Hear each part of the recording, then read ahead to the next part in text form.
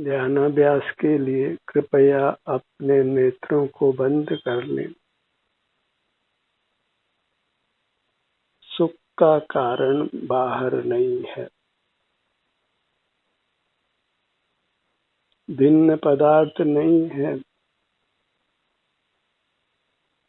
पर पदार्थ नहीं है। पर पदार्थ यदि सुख के कारण हो तो सुख सदा ही पराधीन होगा और पराधीनता में सुख नहीं होता है। सुख का कारण अभिन्न होना चाहिए, स्वयं ही होना चाहिए, और वह स्वयं सिर से पांव तक ये आप हैं। आपकी अमूर्त काया है, यही अभिन्न है, आप हैं और आप ही आपके सुख के कारण हैं। आपकी अमूर्त काया ही सुख का कारण है। सुखी होने का कारण, परमात्मा होने का कारण अभिन्न आपकी अमूर्त काया है। इसी को अपना लीजिए, इसी का आलंबन कीजिए, इसी का संवेदन कीजिए, इसी के अभिमुख रहिए और सुखी हो जाइए, परमात्मा हो जाइए। इसी को शास्त्रों में कारण परमात्मा कहा है। परमात्मा होने का कारण, सुखी होने का कारण। सुख का कारण बता दिया गया है, इसको अपनाना नहीं अपनाना हमारे हाथ में है। पांव से मस्तक तक जो ये हमारी अमूर्त काया है, जो स्वानुभव गोचर है, अपने अमूर्त अंग उपांग सब अपने यथावत स्थान पर हमें अनुभव में आते हैं।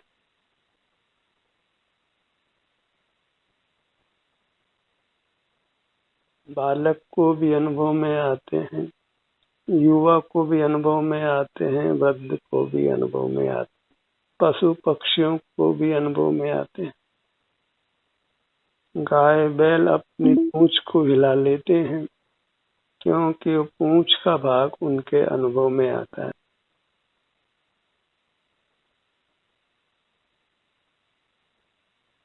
सब जीवों को बिना किसी अपवाद के उनके अमूर्त अंग उपांग अनुभव में आते हैं। एक निद्रा के काल को छोड़कर, मूर्छा के काल को छोड़कर, किसी को एनेस्थीसिया देकर मूर्छित किया गया हो या कोई निद्रा में हो तो उस समय उसको ये अपने अभिन्न काया अनुभव में नहीं आती है। इसी कारण निद्रा में विश्राम मिलने पर भी पूरा विश्राम नहीं मिलता और मस्तिष्क काम करता रहने से हम अशांत भी रहते हैं। पूर्ण विश्राम नहीं मिलता। पूर्ण विश्राम जागृत अवस्था में हम अपने से ही युक्त रहते हैं, अपने आभ्यंतर अमूर्त काया से, जिसको कारण परमात्मा संज्ञा है। परमात्मा होने का कारण जिसको माना गया है, सुखी होने का कारण जिसको माना गया है, बस उसी को अंतर्दृष्टि से लक्ष्य में रखना है और सुखी हो जाना है, परमात्मा हो जाना। परमात्मा होने का मतलब संसार से पार उतरना, दुखों से निवृत्त होना और अविनाशी उत्तम सुख को पा लेना। तो परमात्मा से श्रेष्ठ पदार्थ लोक में कोई नहीं है। अपने ही आलम्बन से, अपने ही कारण अमूर्त शरीर से युक्त होकर आप भगवान बन सकते हैं, जन्म मरण से मुक्त हो सकते हैं, शरीर में होने वाली वेदनाओं से और नाना प्रकार के दुख उनसे मुक्त हो सकते हैं। इस संसार में कोई न कोई उत्पात सदा ही बना रहता है, कोई न कोई आपदा, कोई न कोई दुख बना ही रहता है। सर्वथा सुखी कोई भी नहीं है और मृत्यु तो सबके सामने खड़ी ही है। और मूर्त शरीर को दुखों के खान तो सारा जगत ही कहता है। तो इन सब दुखों से बचने के लिए सुख के कारण अपनी अमूर्त काया को स्वीकार कीजिए, उसी को दृष्टि में लीजिए, उसी के सन्मुख रहिए। इतनी सी मोक्ष मार्ग की देशना है और ये देशना भी समझ में तभी आती है जब हम अंतर्मुख होते हैं, अपने ही सन्मुख होते हैं। मोक्ष मार्ग की देशना बहिर्मुख रहकर प्राप्त नहीं होती।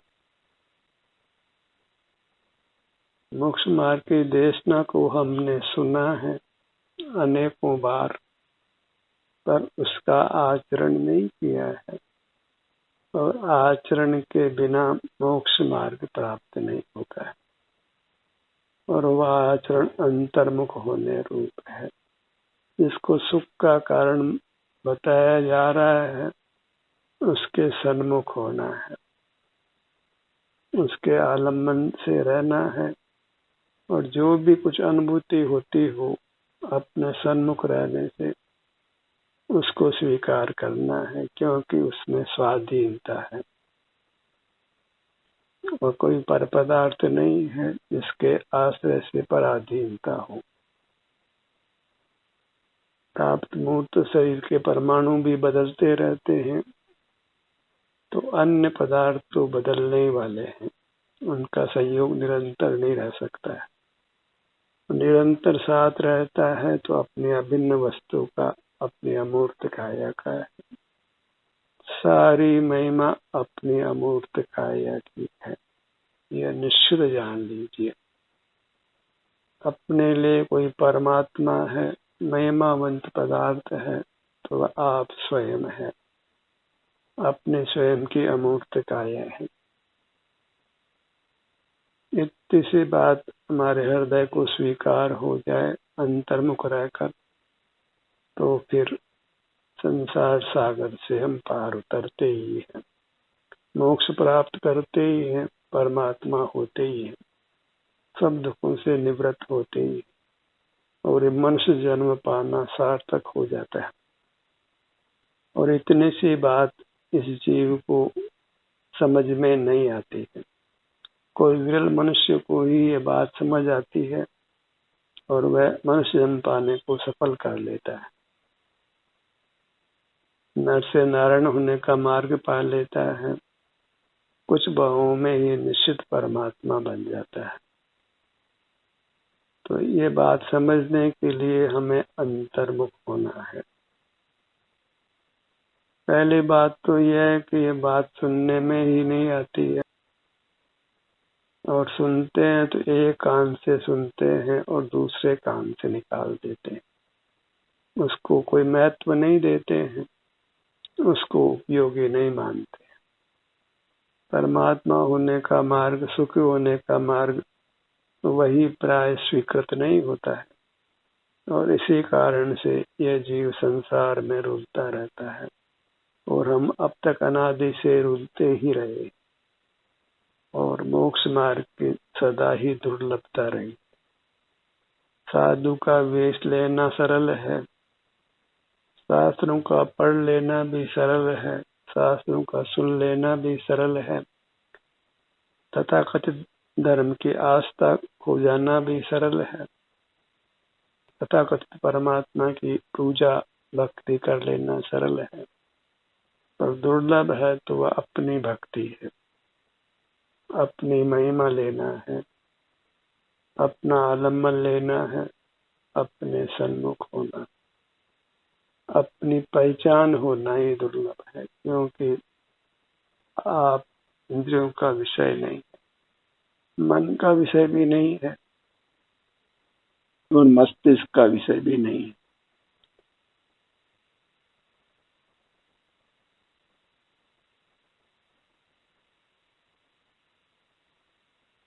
केवल स्वानुभव करना है, केवल अंतर्दृष्टि करना है। अपने सन्मुख होकर अपने को पहचानना है। ये इंद्रियों से ज्ञात मूर्त शरीर वह मैं बिल्कुल नहीं हूँ, और इसी में मिला हुआ ये अमूर्त शरीर वही मैं हूँ। मेरे में कोई वर्ण नहीं है, मैं काला गोरा नहीं, कोई गंध भी नहीं है, कोई रस भी नहीं है, ठंडा गर्म नहीं है, कोई वजन भी नहीं है। जगत में बस वजन की बात बहुत की जाती है कि ज्यादा वजन है कि कम वजन है, पर जीव में तो वास्तव में कोई वजन ही नहीं है, और उसका कोई वजन है तो वह सुख है। तो नापना ये चाहिए कि सिर से पांव तक हमें कितना सुख होता है, और नापते ही है कि हमारा वजन कितना है, हम कितने गोरे हुए। तो नाना पुद्गल काया की चर्चा तो है, पर हमारा स्वरूप में तो सुख दुख होता है। तो पांव से मस्तक जो अपनी अमूर्त काया है, उसमें कितना सुख अनुभव में आ रहा है, कितना सुख हमने उपार्जित किया है, कितना उसमें वेदना है। और उसमें कोई वेदना है वह ये जाहिर करती है कि हम बहिर्मुख रहते आए हैं। शरीर में वेदना होने का कारण एकमात्र हमारी बहिर्मुखता है। भिन्न पदार्थों का अवलंबन लेना है, भिन्न पदार्थों का आश्रय लेना है। उसी कारण से हम कारण परमात्मा को कारण संसार बनाते हैं, कारण सुख को कारण दुख बनाते हैं। जो हमारी अभिन्न अमूर्त काया जो सुख का कारण है, वही हमारी नादान्य से बहिर्मुखता से दुख का कारण बन जाती है। किसी के सिर में दर्द है तो किसी के घुटनों में दर्द है, तो किसी के पीठ में दर्द है, किसी के आंखों में दर्द है, कहीं न कहीं किसी न किसी को कोई दर्द है, और सबने दर्द को भोगा भी है, पर दर्द के कारण को किसी ने पहचाना नहीं। जो काया सुख का कारण होना थी, उसमें दर्द दर्द की बातें ही हो गई। जो उत्तम अविनाशी सुख दे, उसमें दर्द हो रहा है, और उसके कारण को हम समझते ही नहीं है, तो मिटाएंगे तो कैसे। जो पर पदार्थों का अवलंबन लेते हैं, पर पदार्थों को देखते जानते हैं, भले ही वो मूर्त परमात्मा की प्रतिमा ही क्यों न हो, उस सब से हमारे शरीर में वेदना उत्पन्न होती। बहिर्मुखता मात्र से वेदना उत्पन्न करने वाला सूक्ष्म मूर्त कर्म हमारे भीतर आता है, और ये नियम है, नैसर्गिक व्यवस्था है कि बहिर्मुखता में वेदना उत्पन्न करने वाला कर्म हमारे भीतर आकर बनता है। अब बहिर्मुखता में अपने परिजनों को देखते हो, मित्रों को देखते हो, कि भोजन सामग्री को देखते हो, कि तथाकथित परमात्मा को देखते हो। पर जब इंद्रिय द्वार खुले हैं, तो फिर वेदना उत्पन्न करने वाला कर्म हमारे भीतर आता है, और वेदना होने का कोई दूसरा कारण नहीं। तो कारण को सही जाना जाए तो इसको मिटाया जा सकता है। तो अगर बदन में वेदना है तो बहिर्मुखता को रोकिए, और भिन्न उपायों से वेदना मिटने वाली थी। एक वेदना मिट जाए तो दूसरी वेदना खड़ी हो। कर्म ही कारण जो वेदना का है उसको तो समाप्त नहीं करते। जो शत्रु नहीं है उसको शत्रु मानकर नष्ट करते, जो शत्रु है उसको कायम रखते। सुख का कारण अपने शरीर का एहसास करना है, उसको तो दुख का कारण मानते हैं, और बाहर के आजीविका आदि कार्यों को, व्यवहार आदि कामों को सुख का कारण मानकर हम खुशी से करते हैं। तो रास्ता ही उल्टा अपनाया है तो फिर सुख के स्थान पर दुख ही होने।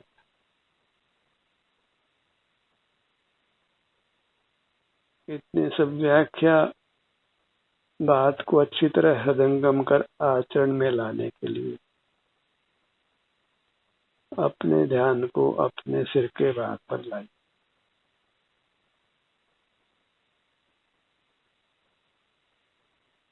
क्योंकि इससे ऊपर के किसी भिन्न पदार्थ को जानना नहीं है, वह हमारे सुख का कारण नहीं है।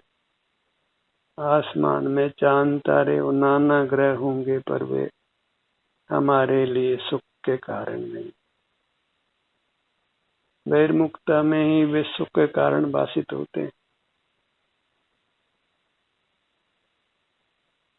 और वह सब कर्म के उपाधि के अनुरूप होता है। जो अचेतन है वह सुख का कारण कैसे हो सकता है? हम चेतन हैं।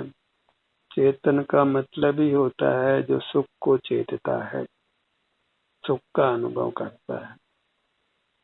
और सुख का अनुभव स्वावलंबन से, स्वाधीनता से होता है। क्योंकि पराधीनता से तो स्वप्न में भी सुख नहीं हो सकता। इसलिए हमको चेतना है, अपने सुख का ही अनुभव करना है। और अपना सुख तो अपने में, अपनी मूर्त में है। इसलिए सिर से पांव तक यहीं सिमट कर रहना है। और ये बात स्वीकार हो जाए तो फिर दुखों की निवृत्ति दूर नहीं है, सुख की प्राप्ति दूर नहीं है। अब ये स्वीकार होना तभी संभव है जब पुनः पुनः हम अपने सन्मुख हों। ललाट के भाग पर आइए।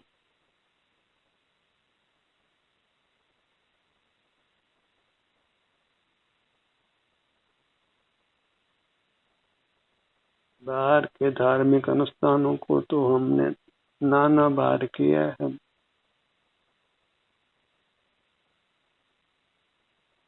पिछले जन्मों में नाना बार साधु पद भी अंगीकार किया है।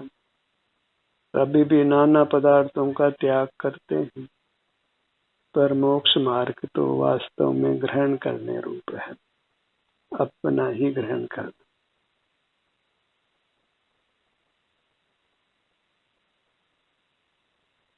और अपने को दृढ़ता से, मजबूती से ग्रहण करना है। जैसे मकोड़ा पकड़ लेता है हमारी चमड़ी को, तो फिर खींचने जाए तो टूट ही जाता है, लेकिन हमारी चमड़ी को छोड़ता नहीं। जोंक हमको पकड़ लेती है तो फिर वह खून पीते पीते भले ही मर ही जाती है, पर हमको छोड़ती नहीं। ऐसे ही हमको सुख के कारण अपनी अमूर्त काया को पकड़ना है। और जो इस प्रकार अपनी अमूर्त काया को पकड़ लेते हैं, उपसर्ग परिचय आने पर भी छोड़ते नहीं हैं, तो फिर वे परमात्मा हो जाते हैं। तो यह शर्त हमको मंजूर हो तो फिर सुख हमारे लिए है, परमात्मा पद हमारे लिए है। और हम यद्वा तद्वा बहिर्मुखी रहना चाहते हैं और उसमें खेद भी नहीं मानते, उसमें मोक्ष मार्ग और धर्म भी मान लेते हैं, तो फिर हमको कोई सुखी नहीं कर सकता है। आज तक तो कोई सुखी कर नहीं पाया है। जन्म मरण से हमको मुक्त कर नहीं पाया है, न दूसरा कर पाया है न हम कर पाए। तो हमें दूसरा रास्ता अपनाना ही होगा, और वह रास्ता स्वावलंबन का है। अभिन्न साधन को अपनाना है, यानी अपने को ही अपनाना है। क्योंकि भिन्न साधनों में निरंतर पराधीनता है। पर पदार्थों के सेवन में निरंतर पराधीनता है। वो मिले ना मिले वो हमारे हाथ में नहीं, पर आप तो मिला हुआ ही है और अपने से कभी अलग होता नहीं है। इसलिए अपने को अभिन्न कहते हैं। अपनी अमूर्त काया अभिन्न है और सब भिन्न है। अपने भ्रूमध्य पर आइए, छोटे से छोटा स्थान भी सुख का कारण है, परमात्मा होने का कारण है। इसलिए सिर का भाग भी परमात्मा का भाग होने से परमात्मा है, लाट का भाग भी परमात्मा का अंश होने से परमात्मा है, और भ्रूमध्य भी परमात्मा का अंश होने से परमात्मा है। जैसे लड्डू का हर टुकड़ा लड्डू ही है, ऐसे हमारी अमूर्त काया का हर भाग परमात्मा है। परमात्मा होने का कारण है, सुख होने का कारण है। सुख होने का कारण आप ही है, और आप ही आपको ग्रहण नहीं करे तो वह आप ही आपका अपमान करता है, अपना अनादर करता है। दूसरे का आदर करना, दूसरे की भक्ति करना, तो वास्तव में अपना अनादर करना है, अपनी अभक्ति करना है, अपनी निंदा करना है, अपने स्वाभिमान को खोना है,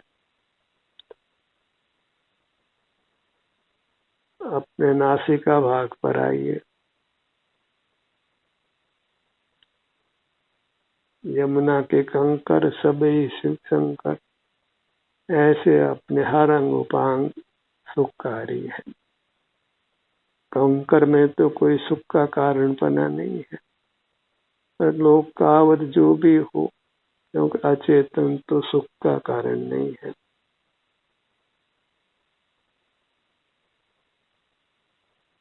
अपने अमूर्त काया को ही, उसके हर भाग को ही यमुना के कंकर मानिए, क्योंकि सिर से पांव तक यही आनंद बहता है। इसलिए वास्तव में ये अपने अमूर्त काया ही यमुना नदी है, और इसका हर भाग यमुना का कंकर शिव शंकर है। मोक्ष करने वाला है, सुख करने वाला है।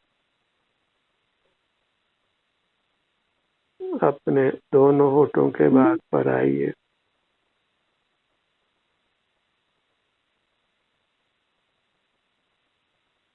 हर भाग में जो भी संवेदना है वह आपकी है, स्वाधीनता से उपलब्ध होती है, और जो स्वाधीनता से उपलब्ध होती है वही परमात्मा होने का कारण है।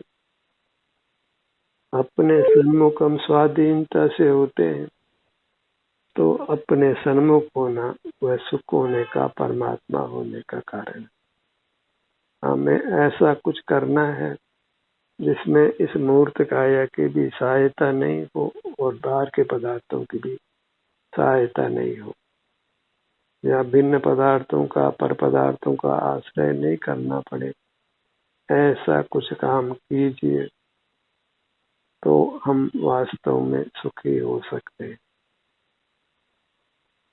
और जो अपना स्वरूप है, जो मूर्त काया में मिली हुई अपने अमूर्त काया है, यही अभिन्न है, यही आप है, यही स्वद्रव्य है, यही स्वाधीनता से उपलब्ध होती है। कोई इंद्रियों की, मन मस्तिष्क की, बाह्य वस्तु की सहायता की आवश्यकता नहीं पड़ती है।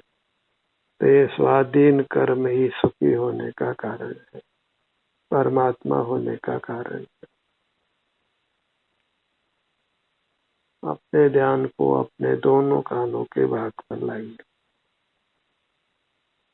सुख दुख में हम समता धारे, अभिन्न साधन के अवलंबन में, वह अवलंबन में सुख हो या दुख हो, शरीर में वेदना हो कि आराम हो, समभाव धारण कीजिए, अन्यथा अपने सन्मुख रहना संभव नहीं होगा। अपने शरीर के विभिन्न भागों में सुख हो, आराम हो तो सन्मुख रहे, आराम नहीं हो तो सन्मुख नहीं रहे। ऐसी कंडीशन मोक्ष मार्ग में नहीं। इस बात को अचल रूप से स्वीकार करना है, निसंग होकर स्वीकार करना है कि स्वावलंबन करना है हर परिस्थिति में, परावलंबन नहीं करना है।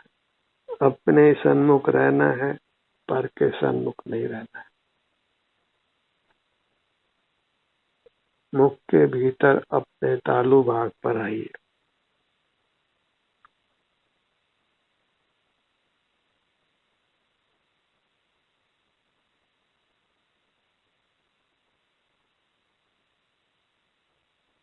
अपने पूरे मुखमंडल को लक्ष्य में लीजिए।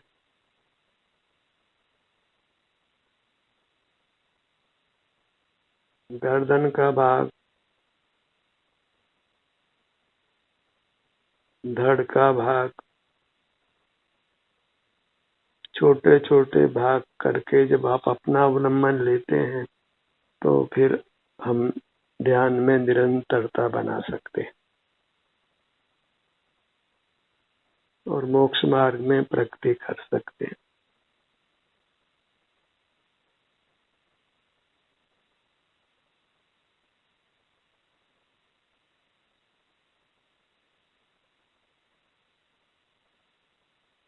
दाहिनी भुजा, बाईं भुजा, दोनों भुजाएं एक साथ।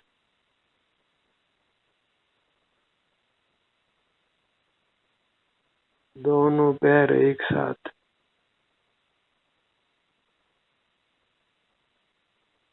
अपनी मुद्रा, आप जिस भी आसन में हैं, जिस भी मुद्रा में हैं, उसको प्रतिमा मानिए। यही वास्तव में परमात्मा की प्रतिमा है। उसके सन्मुख होना ही परमात्मा का दर्शन करना है। ये परमार्थ है, सत्यार्थ है। और परमात्मा का दर्शन करना इष्ट हो तो फिर अपनी आभ्यंतर काया के सन्मुख आइए। वही परमात्मा दर्शन है, तीर्थ दर्शन है और वही सुख का कारण है, परमात्मा होने का कारण है। ज्ञान का सत्र यही समाप्त होता है। आपकी सहभागिता के लिए धन्यवाद।